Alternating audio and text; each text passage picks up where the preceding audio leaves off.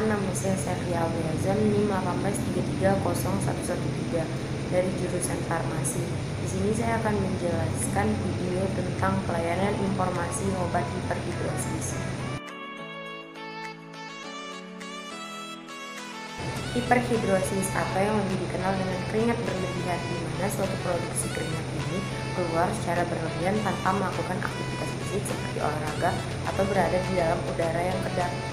Berdasarkan penyebabnya, hiperhidrosis ini dibagi menjadi dua. Yang pertama ada hiperhidrosis primer. Hiperhidrosis primer ini dia tidak disebabkan oleh suatu kondisi medis tertentu. Biasanya hiperhidrosis primer ini berada pada area tertentu seperti pada area telapak tangan, di bawah kaki, di dahi, di ketiak. Yang kedua, hiperhidrosis sekunder. Hiperhidrosis sekunder ini disebabkan oleh kondisi medis tertentu atau pada penggunaan obat tertentu, atau bisa juga disebabkan oleh penyakit tertentu seperti diabetes, infeksi kulit, jantung, dan hipertensi atau penyakit lainnya.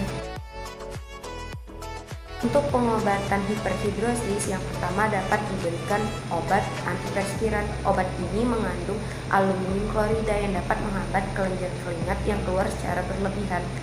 Yang kedua, lontoporesis atau alat penghambat keringat. Terapi ini dapat menghambat keringat yang keluar secara berlebihan dengan bantuan aliran listrik.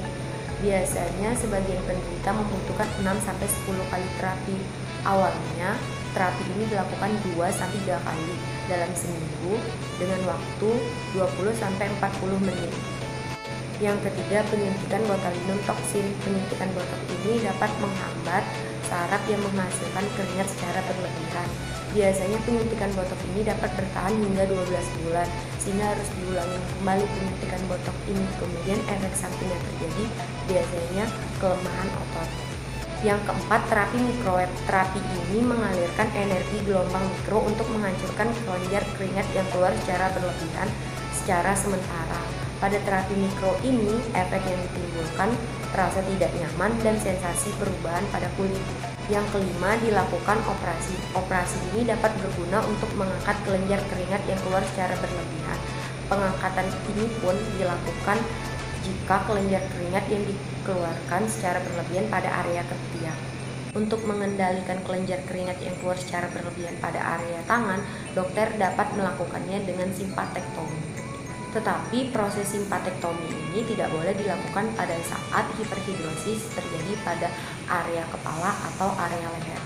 Untuk pengobatan hiperhidrosis tidak hanya dilakukan secara medis, tetapi dapat juga dilakukan dengan mengubah pola hidup kita menjadi lebih baik.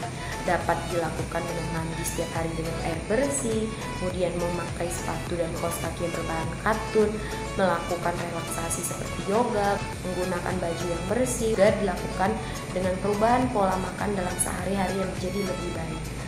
Mungkin itulah penjelasan informasi obat hiperhidrosis yang dapat saya sampaikan. Apabila ada kesalahan, saya mohon maaf. Terima kasih.